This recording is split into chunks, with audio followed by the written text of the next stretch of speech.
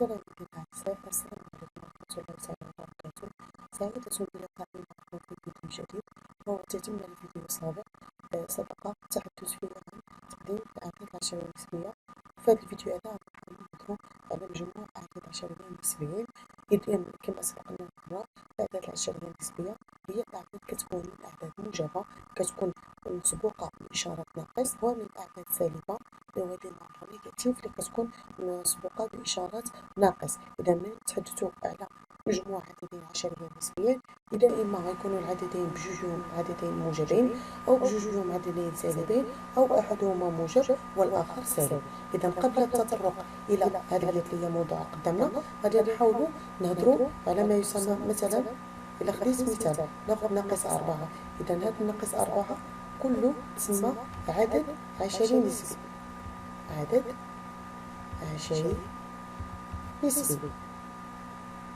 ولكن باش نفهموا مزيان هاد العمليات، هاد الاعداد العشريه النسبيه وبالاخص الجداء، فاش غادي نديروا فغادي نحاولوا نشوفوا مناش تتكون لنا هاد العشرين النسبيه هذا. فناقص 4 تتكون من الناقص اللي هي كنعرفوا انها كتسمى الاشاره، يعني باللغه الفرنسيه لو سين، وكتكون من العدد 4.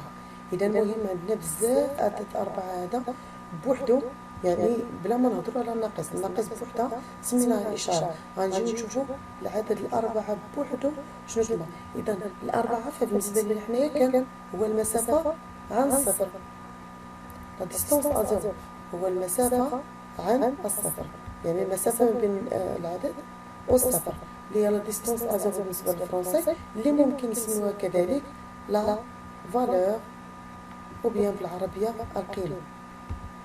نورمالمون شحال هادي كانت تسمى القيمة المطلقة من الإعدادي، ولكن دابا القيمة المطلقة هي مفهوم كيف كان الثانوي التأهيلي. داكشي باش حنا غنسميوها فقط القيمة. ومنين نهضروا على القيمة فالقيمة هي إلا بغينا نقولوا بين قوسين العدد بدون إشارة. إذا إلا كان العدد موجب فأصلا الإشارة ديالو سواء كتبناها سواء ما كتبناهاش ماشي مشكل. ما إلا كان العدد سالب فالإشارة ديالو هي ناقص، وإلا حيدنا الناقص كيبقى عندي العدد 4 اللي هو كيتسمى القيمة، أو اللي كيتسمى كما قلنا المسافة عن الصفر. إذا دابا غادي نرجع لهاد العمليات ديالنا هادو. بالنسبة للعدد الأول إشارته زائد وقيمته هي 2. العدد الثاني إشارته زائد وقيمته هي 9. إذا باش غنفهموا مزيان الأعداد العشرية النسبية والمجموع ديالهم بالضبط، فعندنا جوج ديال الحالات اللي هما بسيطين جدا بالنسبة للتلاميذ. يا إما التلميذ كتقول له أنت يديك مسابقة، يعني واحد لا كومبيتيسيون فيها مجموعة من المراحل. فمثلا ملي كنقول لك في المرحلة الأولى من هذه المسابقة هذه فأنت ربحتي جوج ديال النقط، وثم هاد الزائد هي المرحلة الثانية. مثلا ملي كننتقلوا من مرحلة إلى مرحلة، في المرحلة الثانية مثلا أنت ربحتي كذلك 9 ديال النقط. إذا ديما في هذه الحالة هذه غيكون بالنسبة لنا حنا ديما الزائد هي الربح والناقص هي الخسارة. إذا كنلاحظوا في المثال الأول أنه عندي زائد 2 بمعنى ربحت بجوج ديال النقط. في المرحلة الثانية عندي زائد 9 يعني عاوتاني ربحت 9 ديال النقط. إذا التلميذ يلا كتسولو شنو غتكون النتيجة ديالك في هذه المسابقة، فبدون تردد كيقول لك أنها زائد 11، غنكون رابح 11 نقطة.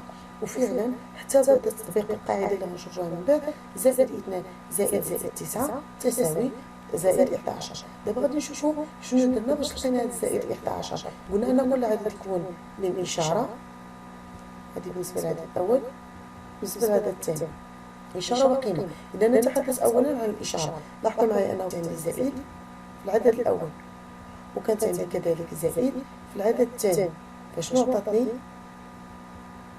اكيد عطاتني ذلك زائد في العدد الثالث اللي هو النتيجة. بمعنى ملي كان عندي العددين بجوج إشارات هما موجبتين فاحتفظنا بالإشارة جبا اللي كان ديجا عندنا. علاش؟ لأنها راه باينة.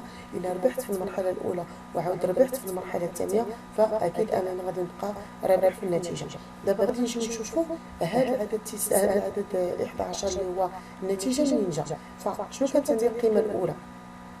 هي 9 2. وشنو كانت القيمة الثانية؟ هي 9. شنو غتلاحظوا معايا؟ أننا للحصول على العدد 11، فاحنا درنا المجموع ديال العددين باش نحصلوا على 11 درنا 2 زائد 9. اذا شنو درنا في هذه العمليه؟ فاحنا احتفظنا عددين بجوج كان عندهم نفس الاشاره زائد بمعنى ربح وربح، فاحتفظنا بنفس الاشاره زائد، وباش نحصلوا على العدد 11 جمعنا هاد الاثنان مع التسعه. غنجي نمشي للعدد الثاني او للعمليه الثانيه. كانت عندي الاشاره ديال العدد الاول اولا ناقص يعني ناقص 6 والعدد الثاني ناقص 14. اذا فهاد التلميذ ملي كتقول لي ناقص 6 بمعنى في المسابقه خسرتي 6 ديال النقط في المرحله الاولى، ثم ناقص 14 رجعتي خسرتي 14 نقطة ثاني في المرحلة الثانية. شنو غتكون النتيجة ديالك؟ فالتلميذ يدير تردد كيقول لك خسرت 6 نقط وعاودت خسرت 14 نقطة، فغادي نكون 20 نقطة في النتيجة ديال هذه المسابقة هذه. مزيان، هي هذيك النتيجة مزيانة. غنشوفوا كيفاش درنا حتى توصلنا ليها. غنلاحظوا أنه العددين إشارة العدد الأول ناقص والإشارة ديال العدد الثاني ناقص. شنو غنلاحظوا انه كذلك مرة اخرى فملي كان عندي بجوج بهم فيهم ناقص النتيجة كذلك عندي فيها ناقص، يعني احتفظنا كذلك بنفس الإشارة بحال نفس القاعدة اللي طبقنا كذلك في العملية السابقة. وإذا جينا نتحدثوا على القيمة ديال النتيجة لقينا فيها 20. العشرون منين جات؟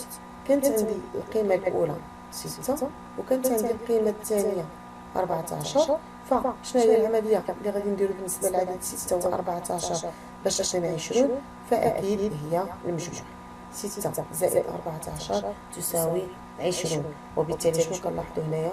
كنلاحظوا أنه القاعدة اللي طبقنا في هذه العمليتين اللي طبقنا فيهم نفس القاعدة، ديما احتفظنا بالإشارة ديال العددين، يعني نحتفظ بإشارة العددين. إذا هذا بالنسبة للإشارة، كانوا الإشارتين العددين بجوج موجبين خلينا الإشارة ديال زائد، كانوا العددين بجوج سالبين خلينا الإشارة ديال ناقص. وبالنسبة للقيمة منين درناها جمعنا القيمتين. إذا نحتفظ بعدد العددين ونجمع القيمتين. هذا بالنسبة للقاعدة الأولى اللي علاش هاد العددين هادو طبقنا فيهم نفس القاعدة. علاش؟ العملية الأولى عندي فيها ربح وربح كيبقى ربح، العملية الثانية عندي فيها خسارة وخسارة كتبقى خسارة. يعني نقول أن العددين في هذه الحالة الأولى هذه عندهم لهما نفس الإشارة، يعني العددين الأولى اللي حسست المجموع ديالهم كانوا بجوج بهم موجبين، العددين الثاني كانوا بجوج بهم سالبين. إذا هاد العمليتين كيندرجوا في إطار نفس القاعدة اللي هي قاعدة ديال العددين مجموع عددين لهما نفس الإشارة. أمر إلى العددين المواليين والعملية الموالية. عندي ناقص 25 زائد 30. إذا شنو كنلاحظ؟ أولا كنلاحظ أنه هذه عندي فيها ناقص، يعني هذا الأول عدد سالب والثاني عدد موجب. إذا كنسول التلميذ الثاني إلا كنتي في مسابقة وخسرتي في المرحلة الأولى 25 نقطة، هي ناقص 25، إذا خسرتي 25 نقطة. وفي المرحلة الثانية ربحنا 30 نقطة زائد 30. أشنو غتكون النتيجة ديالك؟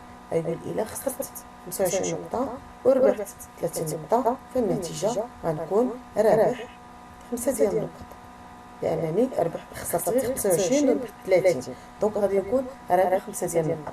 فعلا نتيجة صحيحة. وغنشوفوا منين جبناها. نعود مرة أخرى أننا نلاحظوا مزيان الأعداد اللي كانوا عندنا. فهنا ما عنديش الحالات اللي السابقة، ما عندي العدد الأول إشارته ناقص والعدد الثاني إشارته زائد. إذا ماشي بحال الحالة اللي كانت عندنا من قبل بجوج بهم زائد أو بجوج بهم ناقص. هنا واحد فيهم سالب والثاني شنو غادي نلاحظوا؟ غنلاحظوا أننا احتفظنا بالزائد. دونك علاش احتفظنا بالزائد اللي هي الإشارة ديال 30 وما احتفظناش بناقص؟ علاش؟ لأننا إلا بغينا نرجعوا لنفس المبدأ ديال الربح والخسارة فغتلاحظ أنك هذاك الشيء اللي ربحتي هو 30 واللي خسرتي هو 25. دونك هذاك الشيء اللي ربحنا أكبر من داك الشيء اللي خسرنا، وبالتالي كنحتفظوا بإشارة زائدة. رياضيا كيفاش تنقولوا ليها؟ غادي نحاولوا نهضروا على القيمتين، القيمة الأولى 30 والقيمة الثانية 25. شنو غادي نلاحظوا؟ غنلاحظوا أن القيمة 30 هي الأكبر، وبالتالي احتفظنا بالإشارة ديالها. وبالتالي هنايا احتفظنا بإشارة القيمة الأكبر. أولا كنقولوا العدد اللي عنده أكبر صفة عن الصفر بحال ماشي مشكل. دونك غادي نشوفوا دابا القيمة اللي هي 5 منين جات، فأكيد 25 و 30 العملية اللي غندير بيناتهم باش نلقى العدد 5 هي طرح العدد 30 ناقص 25 هي اللي كتعطيني 5. إذا خدينا الإشارة ديال القيمة الأكبر وطرحنا القيمتين. أمر إلى العملية الموالية ونشوفوا. دونك العملية الموالية عندي ناقص 13 زائد 1. مرة أخرى العددين ما عندهمش نفس الإشارة. إذا كتسول التلميذ إلا خسرتي في المرحلة الأولى 16 نقطة ثم في المرحلة الثانية ربحتي نقطة واحدة، إذا كيقول التلميذ خسرت 13 نقطة في المرحلة الأولى وربحت نقطة واحدة في المرحلة الثانية، غتكون النتيجة ديالي خاسر 12 نقطة. غادي نحيد فقط هاد النقطة هادي اللي ربحت، دونك غادي نبقى خاسرين 12 نقطة.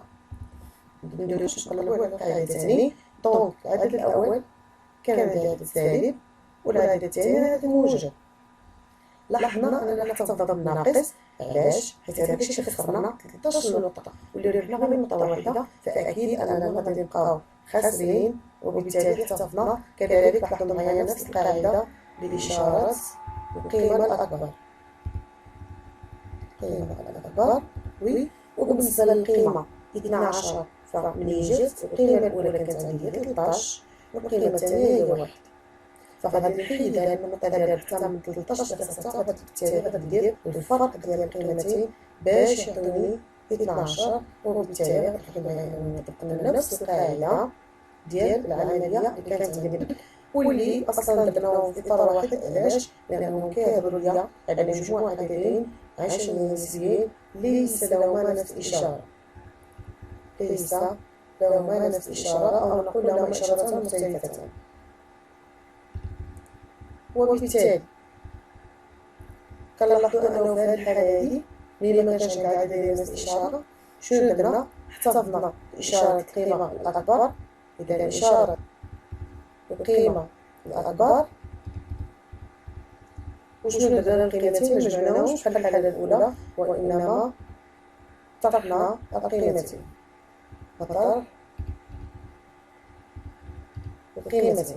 هذا بالنسبة للأمثلة اللي كيمكننا أننا نتعرفوا على قواعد الحساب.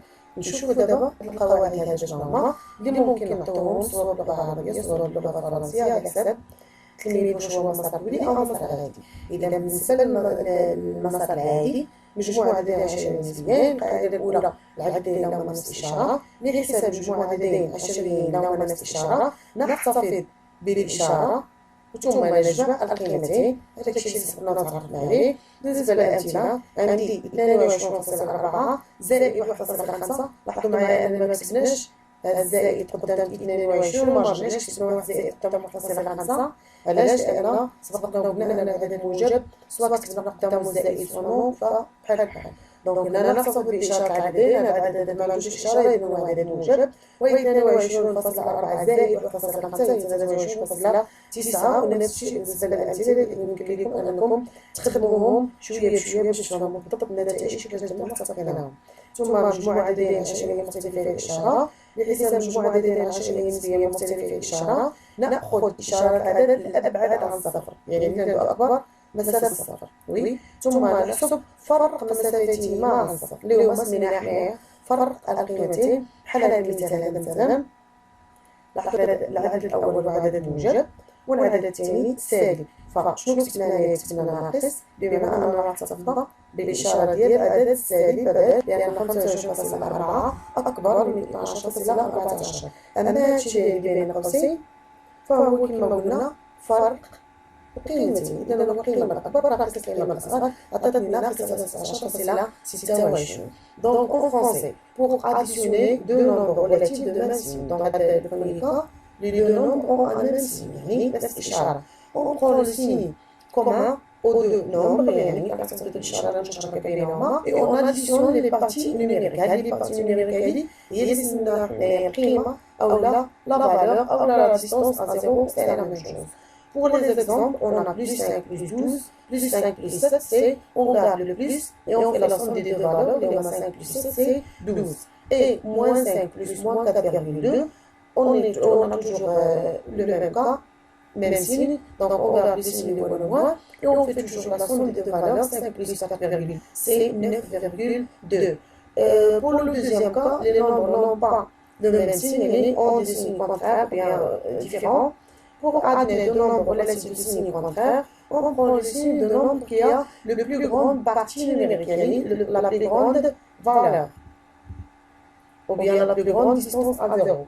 Et on fait la différence des parties numériques, on va faire la soustraction de Bernin alpha. Pour les exemples, moins 5 plus 8, c'est on garde le signe dièle 5, pardon, le signe dièle 8, elle a la plus grande valeur, il y a 8. Les chiffres multipliés plus, elle a déjà un nombre positif.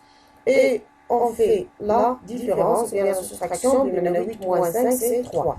Et là, on a 13,2 et moins 3,7. Donc, la plus grande valeur est donc on prend le plus et on fait la soustraction de valeur. On a 12 plus moins 23,1. La plus grande valeur, il y a moins 23,1. On prend d'abord le moins. Et 23,1 moins 12, c'est 11,1. Donc, c'est ce qu'il y a pour la somme. On se retrouve, Inch'Allah, pour les vidéos arabes. باش نحاولوا نشوفوا لا سوستراكسيون كيفاش معمول، لان بالنسبه للمجموع بالنسبه للفرق كيكونش بيناتهم شي فرق كبير، كيكفينا واحد المره بسيطه كنحولوا فيها الفرق الى مجموع، وبالتالي كنرجعوا كنهضروا على نفس هاد القواعد هادو كنهضروا عليهم. وفي فيديوهات اخرى ان شاء الله غادي نحاولوا نهضروا على العمليات الاربع كاملين، بمعنى غنزيدوا البرودوي لا ديفيزيون et par la suite des suites d'opérations اللي كيكونوا فيهم لي 4 اوبيراسيون. دونك سي سوسي اللي في الفيديو، نتمنى ان شاء الله انكم فدتكم بشي حاجه، وما تنساوش انكم ديروا لايك للفيديو وتعليق حيت اذا كاين شي حاجه فاش ممكن نعاود نشرح شي حاجه. اذا ليلى سعيده.